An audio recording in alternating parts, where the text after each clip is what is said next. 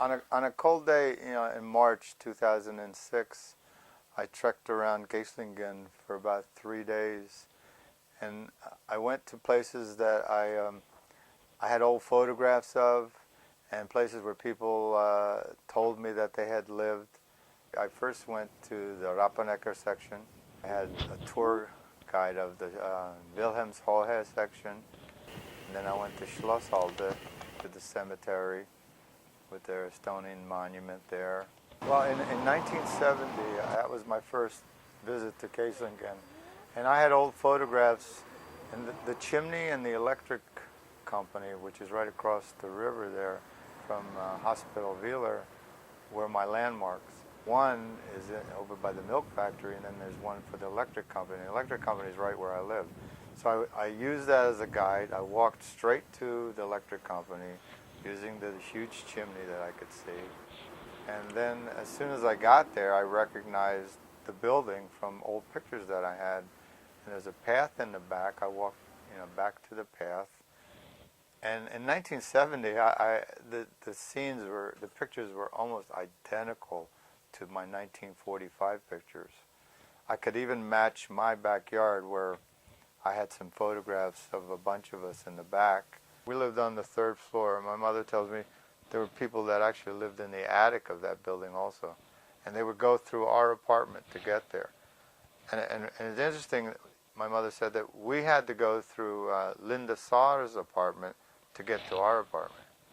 Because I think the buildings were just divided up into like several families. They were probably one apartment, but then 3 or 4 Estonian families lived there. So we used the common kitchen, and we had a blanket in between to divide some of the rooms up.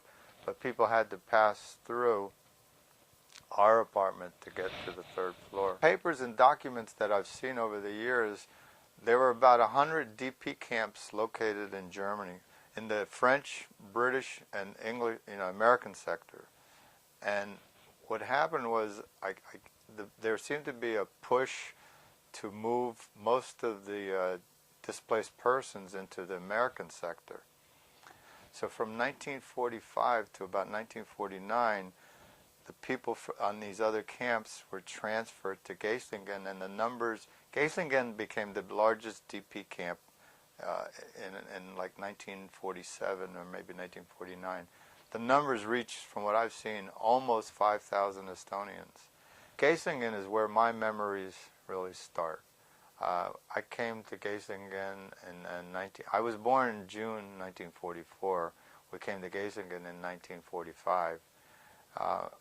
So I don't really, I was born in Tartu. My mother says we happened to catch the last train out of Tartu to I think we went to Tallinn, and we got a ship at night. And from there, it's kind of foggy where we actually went, because there was a lot of ships were torpedoed and bombed. My mother tells me we came into Germany, but there was a lot of bombing going on, so we actually went back a little bit. We went through Czechoslovakia. So from what my mother tells me, we zigzagged around Czechoslovakia. We never really went into Poland, but we came into Germany. But to avoid, the Americans were bombing the heck out of northern Germany. So we kind of went back and forth to avoid the bombing at that time. The train station looks like it did in 1945. And then, of course, I did video of the train station, because that seemed to be the focus point for everybody. I mean, we all, even though we lived in the 3 different sections of Geislingen, we all knew where the train station was, because I always thought we came in by train, but my mother and other people confirmed that most of us came in by army trucks. But we all knew where the train station was.